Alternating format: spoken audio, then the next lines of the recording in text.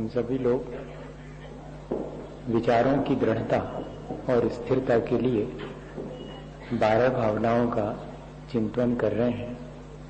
बार बार किसी भी चीज का विचार करने से वह विचार सुदृढ़ होता है और उसका प्रभाव हमारे आचरण पर पड़ता है। हमने अपने जीवन में देखा कि जो जो चीजें हमें संयोगवश हमारे कर्म के अनुकूल या कि प्रतिकूल मिलती हैं, वे सब क्षणिक हैं। हम अगर उन्हें शाश्वत बनाने का प्रयत्न करें तो वो हमारा प्रयत्न निरर्थक होता है और उस प्रयत्न की असफलता के कारण हमें विषाद और निराशा ही होती है। इसलिए हमने ये निश्चय किया है कि हम अपने संपर्क में आने वाली संयोगी वस्तुओं को या कि भावों को, उन सब को क्षणिक मान करके उनमें हर्ष विषाद नहीं करेंगे। हम सोचते हैं कि ये जो हमारी पर्याय है, ये जो हमारा शरीर है, वो भी यदि क्षणभंगुर है तो हम इसको बचाने के लिए कुछ तो उपाय कर सकते हैं। पर हमने वो उपाय करके भी देखे हैं। ये शरीर जैसे हमें मिला है ऐसे ही अपना आयुष पूर्ण हो जाने पर ये भी हमारे सारे उपायों के बावजूद भी हमसे छूट ही जाता है। तब हमने ये निर्णय ले लिया कि साथी सगा न कोई। यहां पर हमारा अपना कोई सगा नहीं है। जिसे हम सगा कहते हैं वो थोड़ी देर का साथ है।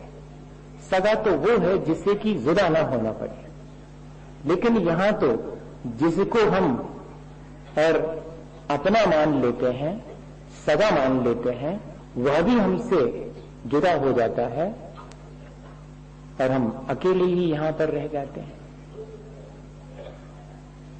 ऐसी स्थिति में और हमने ये निर्णय लिया कि हम किसी के भी सहारे की आकांक्षा नहीं रखेंगे, क्योंकि जितनी आकांक्षा और अपेक्षा मैं अपने बचाव के लिए रखता हूं उतनी अधिक आकुलता होती।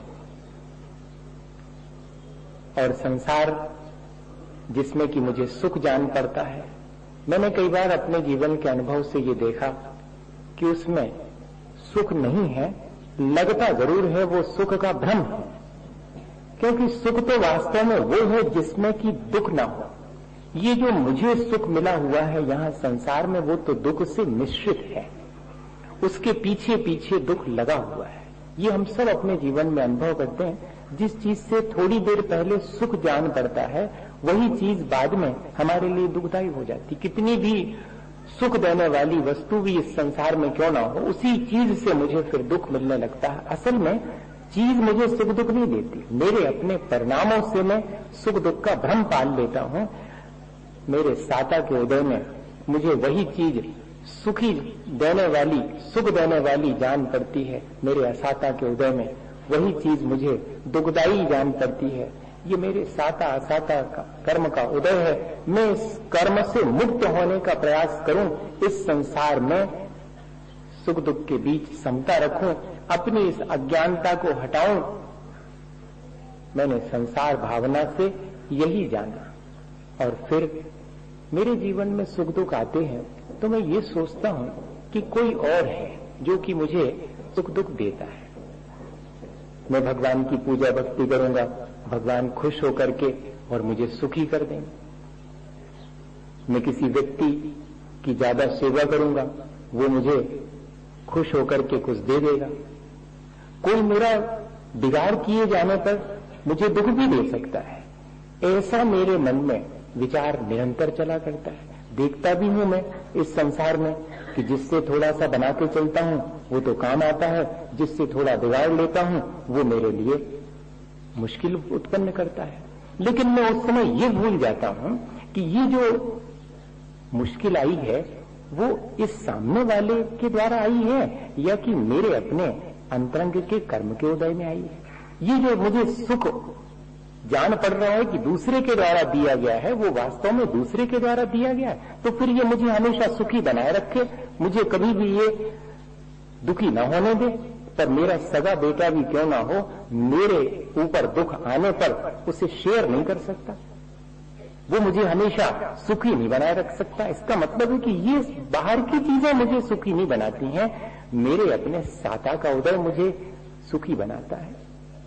इसका मतलब ये हुआ कि सुख और दुख दोनों को भोगने के लिए मैं अकेला ही। शुभ अशुभ कर्म फल जेते, भोगे जिय एक ही देते। सुतदारा होए न सीरी, सब स्वार्थ के हैं भीरी। ये जरा सा लाइन नीचे वाली जरा ठीक नहीं जान पड़ती। जब तक अपन को अज्ञानता है तब तक ठीक नहीं जान पड़ती।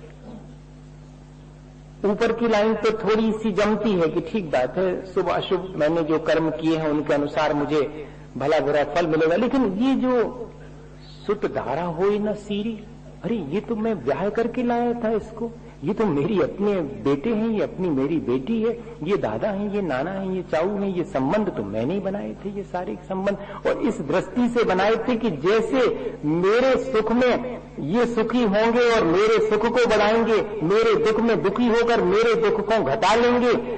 लेकिन मैं देखता हूं कि ये मेरे सुख में सुखी होकर मेरे सुख को नहीं बढ़ा पाते और मेरे दुख में कितने दुखी हो जाए मेरे दुख को जरा भी कम नहीं कर पाते। अरे मैं व्यर्थ ही जो है इनसे ये अपेक्षा रखता हूं कि ये मेरे सुख दुख में सहाय होंगे।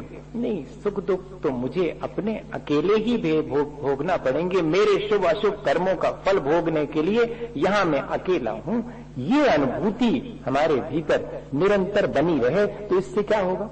न किसी से अपेक्षा होगी, न किसी से गिला शिकवा और शिकायत होगी। जिंदगी हो गई, हमने अपने भैया को सब कछु करो, लड़का को कितनों हमने करो, भैया को पढ़वे लाखों रुपया में हमने पढ़वाओ और करो। अब देखो सुबह बोल अच्छा लग तक नहीं है, हमारी बहू आई है, सुबह भी ऐसी आई है कि कछु हम करते ही नहीं है। अब ले, अब ये जो अपने मन में विचार आया, वो विचार कहां से आया? वो विचार मेरी अपने श्रद्धान की कमी से आया। अगर मैं विचारवान हूं, अगर मैं इस भावना का निरंतर विचार करता हूं, तो फौरन जो है मेरे मन में क्या विचार आना चाहिए? करे ये सब मेरे सुख दुख में कारण बने तो बने, पर वास्तव में तो मेरे अपने शुभ अशुभ कर्म ही मेरे सुख दुख के कारण हैं। मैं व्यर्थ ही बाहर के लोगों में और अपना कारण ढूंढता हूं और बाह्य कारणों में मैं संक्लेश करता हूं या अहंकार करता हूं। मुझे ऐसे समय पर तो अपने जिन कर्मों से मुझे ये सुख दुख की अनुभूति हो रही है, उन कर्मों को काटने का उपाय करना चाहिए, आगे संभल करके करों बांधना चाहिए। ये चीज अपने मन में और उत्पन्न हो जावे, इसी का नाम तो एकत्व भावना है भैया।